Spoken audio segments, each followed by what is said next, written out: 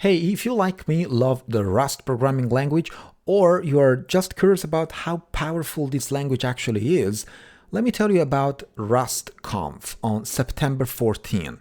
It's 100% online. There will be talks about language internals, the Rust compiler, programming optimization strategies, and to make it even more relevant to you, there will be talks about computer vision and other core machine learning algorithms in Rust. Register now on rustconf.com. You will find a link in the show notes of this episode.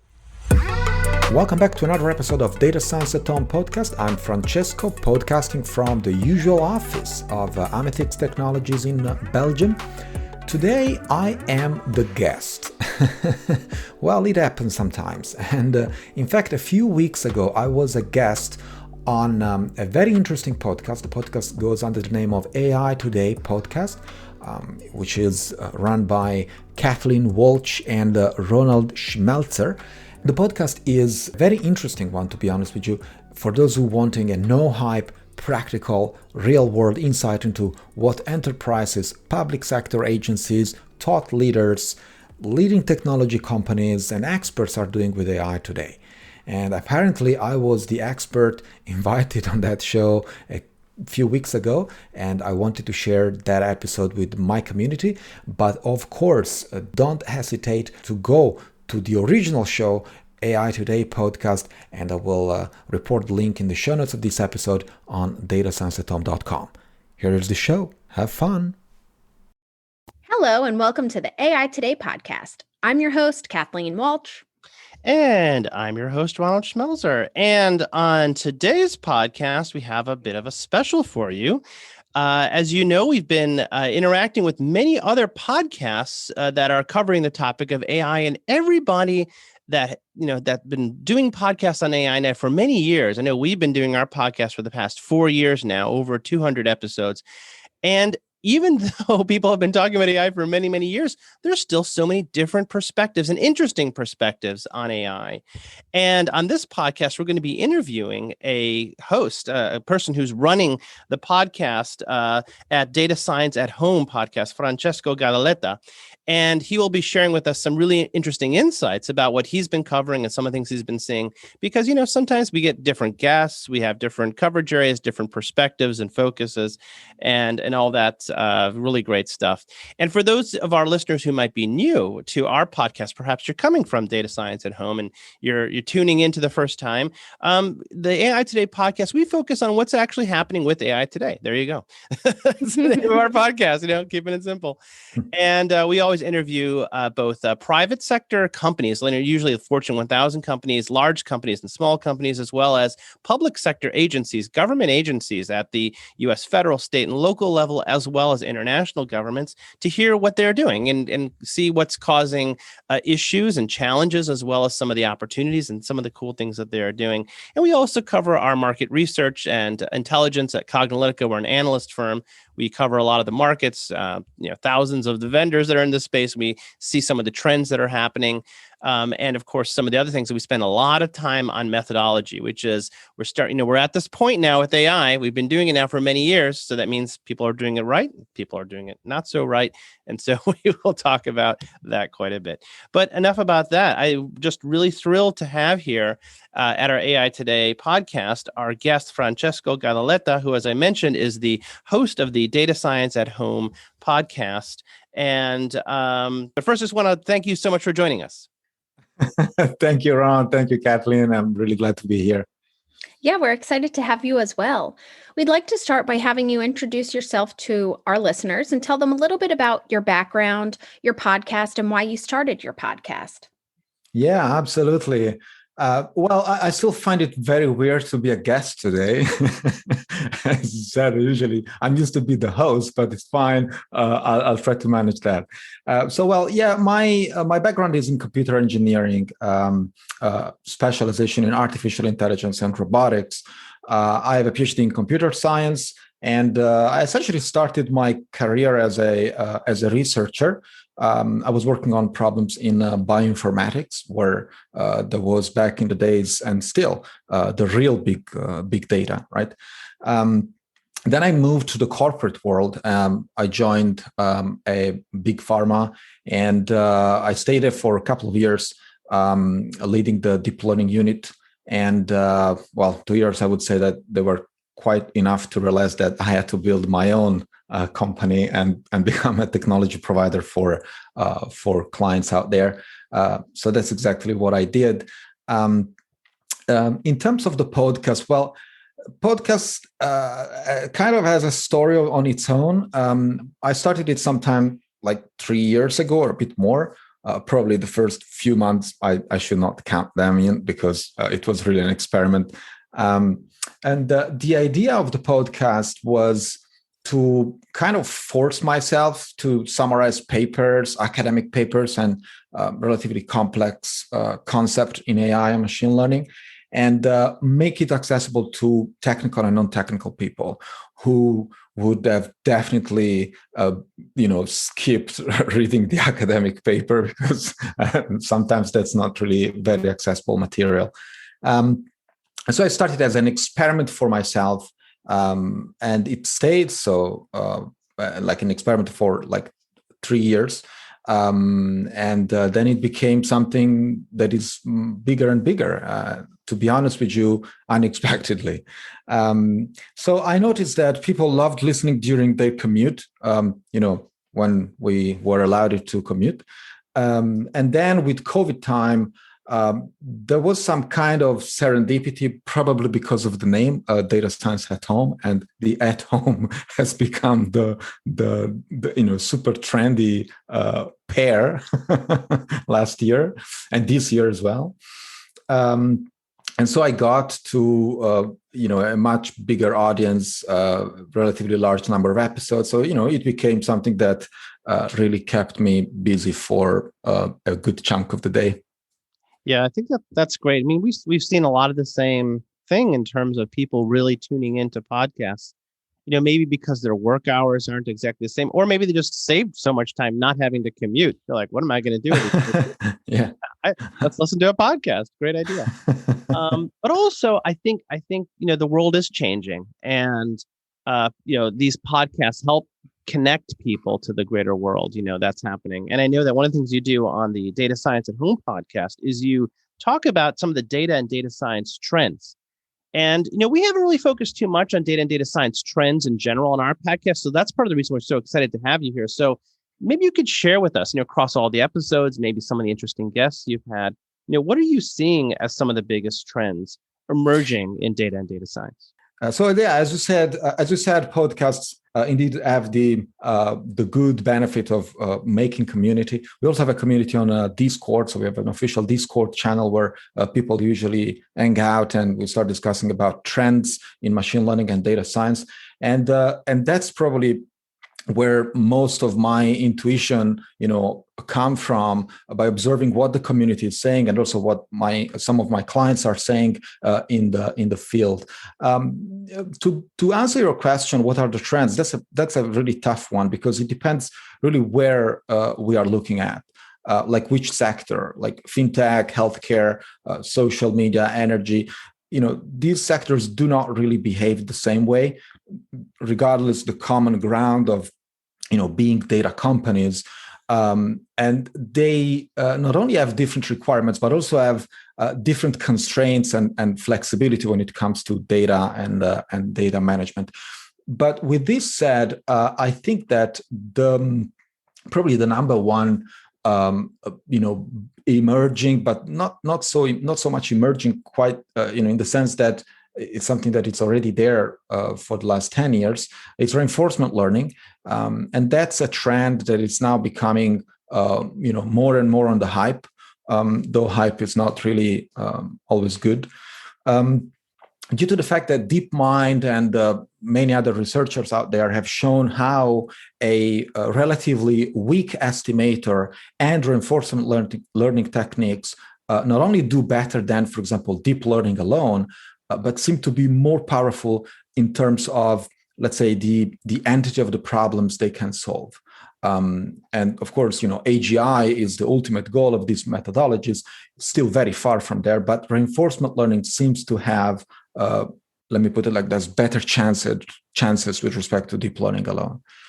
The second trend is definitely something that I really have zero doubt about is ML ops. I even made a podcast about, ML ops is probably more important than ML. It was kind of, I wanted to be a bit of, pushing too far, playing with words, ML and ML ops, saying that ML ops was kind of more important than ML alone. And this is kind of from a more practical perspective. We are at another cusp when it comes to making machine learning models production ready. And this is something that we have been focusing on at my company, Amethix, recently. We have seen an even larger gap between data scientists and DevOps or backend engineers in organizations, regardless of their size. And the process of putting machine learning models in production is still quite clunky and quite slow, with a lot of moving parts, moving pieces. So regardless of the plethora of tools that are out there, that is, actually making it worse as it increases fragmentation and makes it even harder to pick the right tool for the right use case. So I feel that best practices when it comes to MLOps are still missing. Another big trend is about privacy, and in particular, privacy-preserving machine learning. That's what I've been busy for the last probably 3 years. This is something, I've also been speaking quite extensively on my show. How can we train machine learning models on data that we are not supposed to see, right? So that's what privacy-preserving machine learning tries to solve. And so we have the usual suspects there. We have federated learning. We have multi-party computation. We have homomorphic encryption that actually allow you to, do exactly that, compute on data that you cannot get access to or you cannot see. And there are a lot of issues still. The technology is not ready. For example, protocols when it comes to federated learning are very complex. When it comes to a multi-party computation, it's extremely slow. And in many other cases, using homomorphic encryption on large data, it can be prohibitive, to say the least. And so we are seeing that when it comes to how can I say, realistic use cases and scenarios like pharma or healthcare and finance, where usually data are not only sensitive but also big data, these technologies and these methodologies are still not ready. And this is something that, in my opinion, researchers are really pushing us. So we're going to see something crazy in the next few years. To conclude my observation on privacy, I would say, though, that privacy is a big beast, is a monster, is a regulatory problem. It's not only a technological one. So we can claim that we have all the technology we need, for example, encryption, which is stuff that we know since decades now. But if nobody regulates the fact that one can start selling data to third parties, violating people's privacy, I'm not really sure that technology can help there. Yeah, that was a great answer with a lot of different parts and areas that you're seeing. In particular with ML ops, it's interesting, that you brought that up.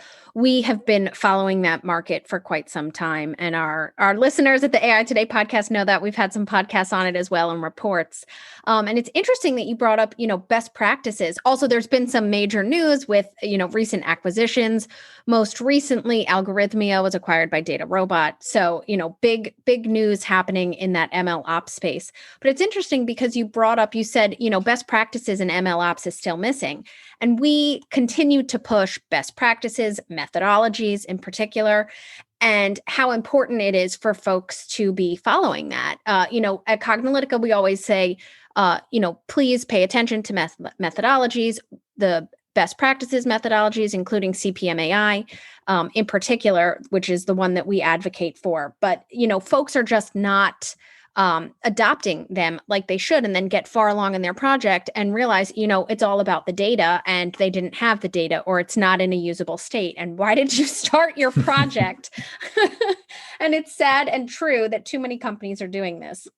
Yeah, you're very right, and the fact that there are a lot of tools out there, as I said, this is actually a problem rather than a solution, in the sense that many people, especially those who are not really familiar with the best practices, believe that a tool will solve their problem. And the fact that there are the tools out there, these tools are available. Many of these are open source, and they can be used overnight. And still they don't solve these problems, is because indeed what they are missing is not a tool, but is how the rationality and the knowledge to choose the right tool for the right case. Exactly. So, kind of segueing into my next question, which has to do with data, because enterprises have always had data, but the rate and the speed at which data is growing has just been tremendous. So, how are enterprises and organizations changing the way they deal with data, or are they failing in that regard? That's a good point. I mean, it depends where we are looking at as well. At this time, in terms of time, because a lot has happened in the last decade, and the decade is pretty much nothing for traditional enterprises. But when it comes to data or big data enterprises, 10 years can be eternity. So what I've seen is that some enterprises, especially the ones that are kind of driving technology around the world, have been following trends and kind of the most fashionable technology, in particular deep learning, around which there's been a lot of hype, in my opinion. And I also discussed this a number of times on my show. And that has created even more confusion and even more fragmentation than it was necessary. My biggest concern is that orgs still believe that their use cases are very specific and unique, when in fact, in my opinion, that's not 100% true. There is a lot of common ground with other sectors, and data companies have a lot to share among each other, regardless of the sectors where they belong. And again, best practices are missing. We have a lot of tools, we have a lot of technologies to solve to solve so many problems, but there is very little material about when to use what and why. So, in two words, best practices. That's what I believe organizations and enterprises are falling apart. Hey, it might be beach weather outside, but for retailers, the holiday season has already begun. Did you know that 2021 holiday e-commerce sales are expected to exceed 2020 benchmarks? Are you prepared to capture every customer revenue opportunity? With Quantum Metric, you can be.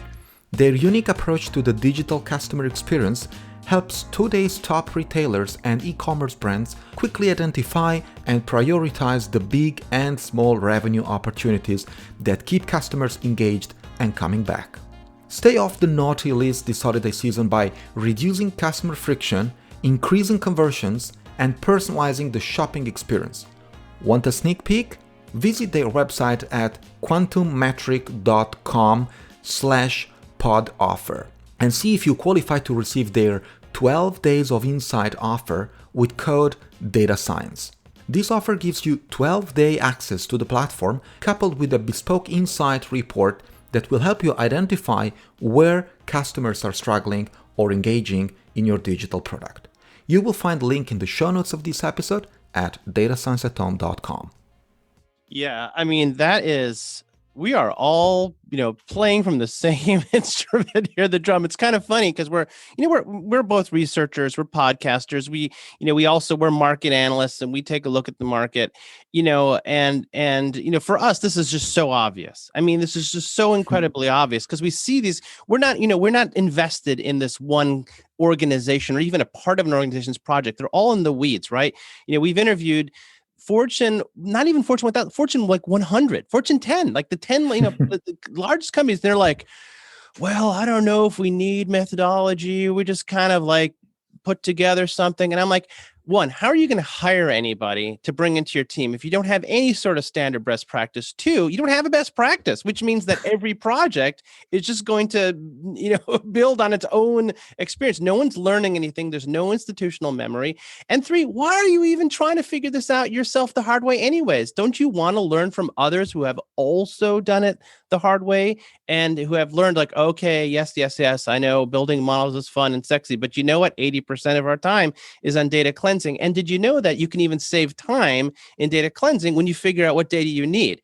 It's like, oh my God, for me to, go through petabytes of data is going to take me forever. It's like, well, who says you even need petabytes of data? You get that answered in question 2. By the way, it's in phase 2 of a methodology. And wait a second, that's phase 2. So that means even in phase 1, you have to figure out, well, what problem are you solving anyways? And do you even need that particular approach? When you push people to it, they're like, none of this stuff is really rocket science. This is all so incredibly obvious. And then we're saying, yes, so why aren't you doing it? It's a mystery, isn't it? It is. I mean, that's exactly what I tell my clients almost all the time, especially when it comes to data volumes. There is still the general belief that more data is better. That is clearly not the case. I mean, a lot of statisticians have been telling us since decades that's not the case. More data means more confounding factors from a statistical perspective. More data means more work for cleansing, as you said. More data means that you might have statistical drift very easily because you might be involving data that are probably not really related to your business. More data means spurious correlations. I mean, we have been telling this for years already. Still, there is not a really amazing grasp around these concepts, which is quite weird. I agree with you, Ron. Yeah, well, I think it's also part of just the industry is maturing, and I think it's okay that we are here at this point, but we are at this point, and I do want to put a little plug here. We do spend time on methodology and Cognilytica for our private and public sector clients. We offer certification and training on the CPMAI methodology, which is itself based on CRISP-DM, which is over 20 years old. It's a well-established methodology. It just hadn't really evolved with the times, and it's not really CRISP-DM is not specific to the needs of AI and machine learning.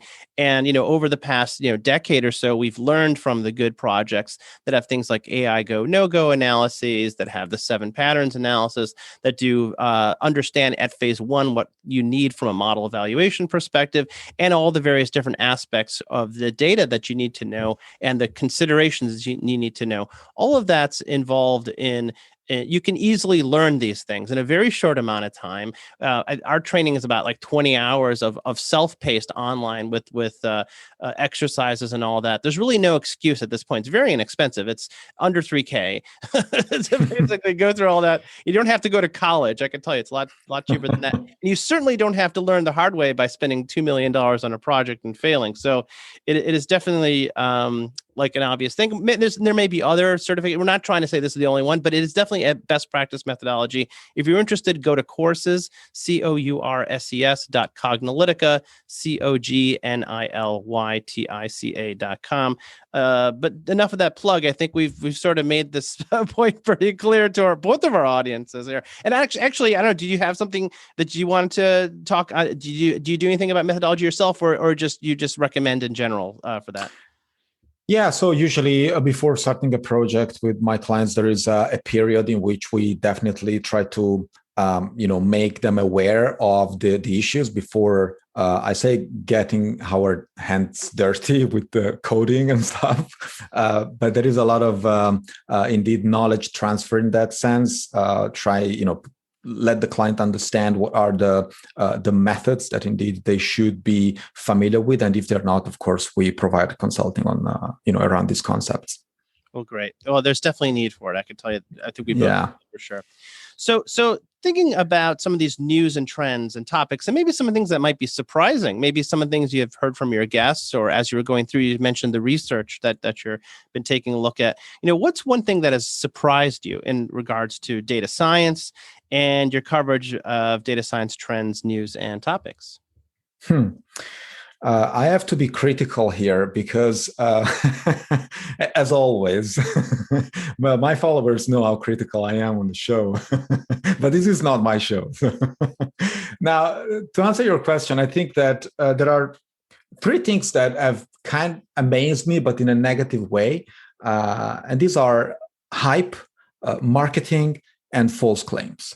And so, in the last 10 years, I've heard people, for example, claiming that autonomous vehicles were ready to replace our cars, and they were mentioning this already a decade ago, that radiologists were no longer needed because, AI was making an excellent job understanding that X-ray or MRI, that the combination of AI and blockchain could have solved all the problems of humanity when it's actually destroying the environment, probably, that artificial intelligence would have taken all jobs. Remember when they said that, and should have actually been even taxed like regular workers, because if humans stop working, who's going to contribute to the GDP of the world, right? So I've heard a lot of these stories, and I'm sure that you guys have heard these stories too. And all these really surprised me because, I'm a scientist. I come from academia, back in the days. And when I studied AI at university, usually it was people who understood the nitty-gritty of linear algebra and calculus and probability and statistics who had a word, around these concepts. And we listened. And today it seems like everyone is an expert just because, they find some deep learning model online. They hit the planet with the most powerful GPU that they can purchase on Amazon.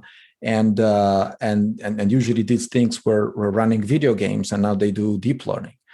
So I think that democratizing data science, has some consequences. It's one of the most beautiful things that this world could see, of course, but it has some consequences. And when you open the markets and you open knowledge to the world, you also you're subject to other dynamics. For example, the journalist who starts, telling you or convincing you that a deep learning model is sentient and is actually, has the same brain of a baby that can learn and become mature, an adult, or go across sectors and learn new things from scratch. So this is the type of unfortunately of things that I've been observing, and I tried to slow that hype down a bit, in my small world and with my relatively tiny amount of followers. And the show as well, Data Science at Home, I try to always, be sober about AI and machine learning.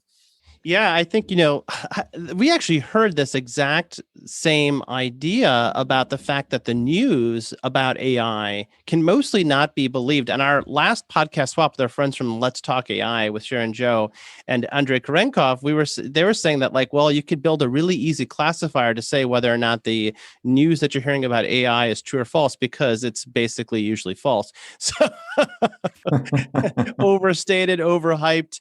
And, this is, I guess, just the side effect of the fact that people get all science fiction-y when they think about machines and intelligence. And they're like, even if you just put like a little sprinkle of like, oh, we can do a little bit of predictive analysis. It's like, our brains get all fanciful and we're like, just think of all the things you can do. I do think, though, we agree with you. It's good to be a healthy skeptic here.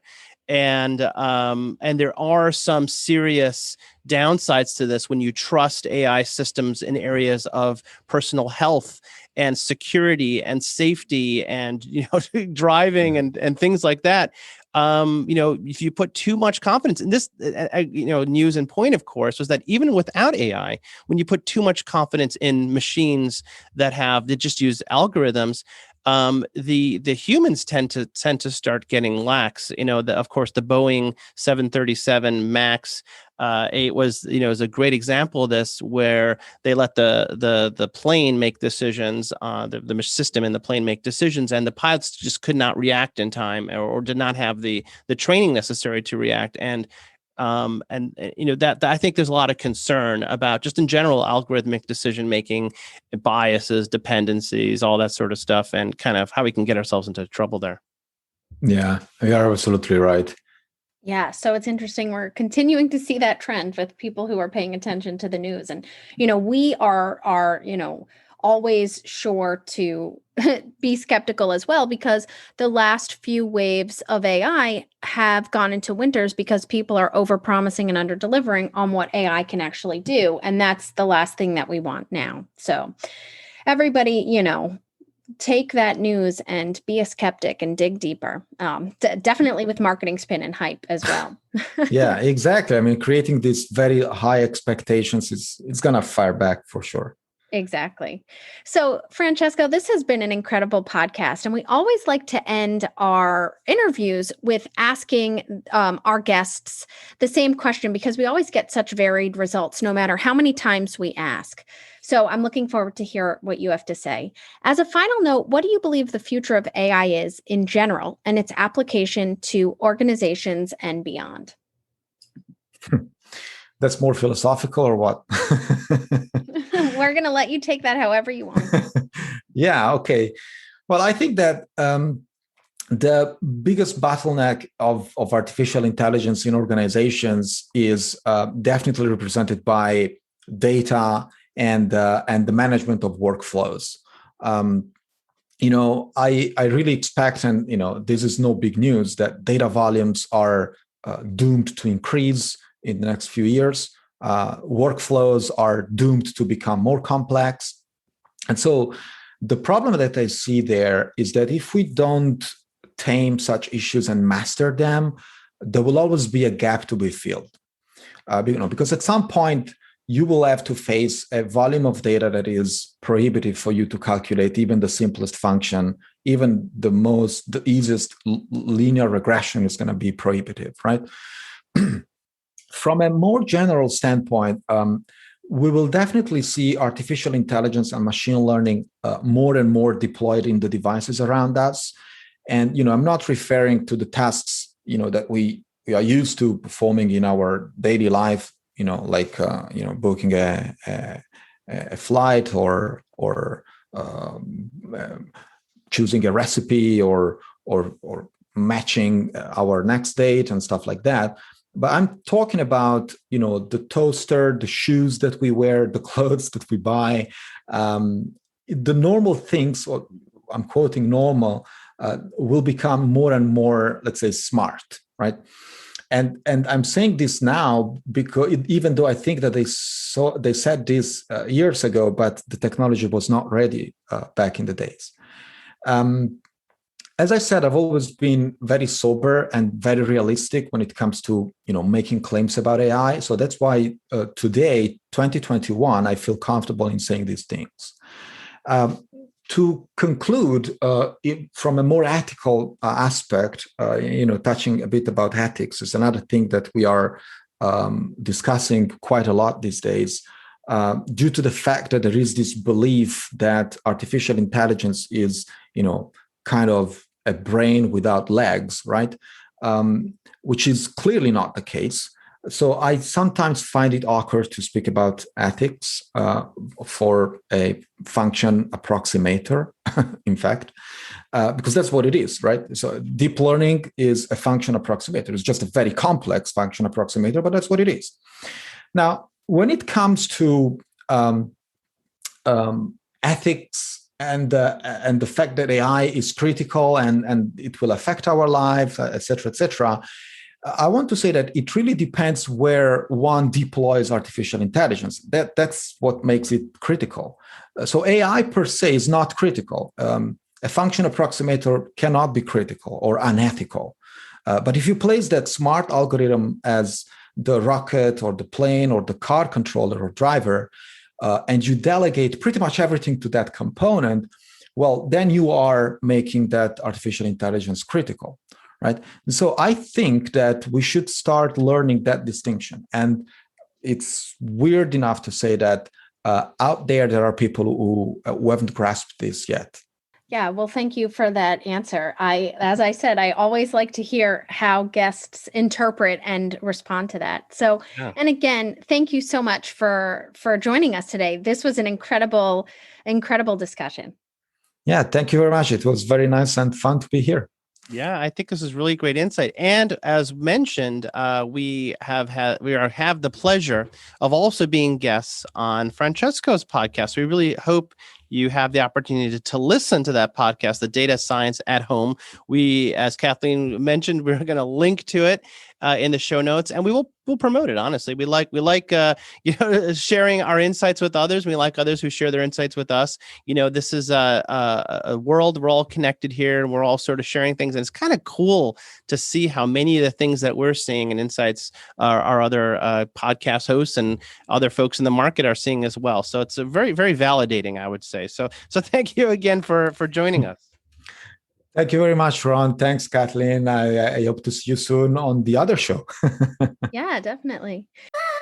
You've been listening to Data Science at Home podcast. Be sure to subscribe on iTunes, Stitcher, or Podbean to get new fresh episodes. For more, please follow us on Instagram, Twitter, and Facebook, or visit our website at datascienceathome.com.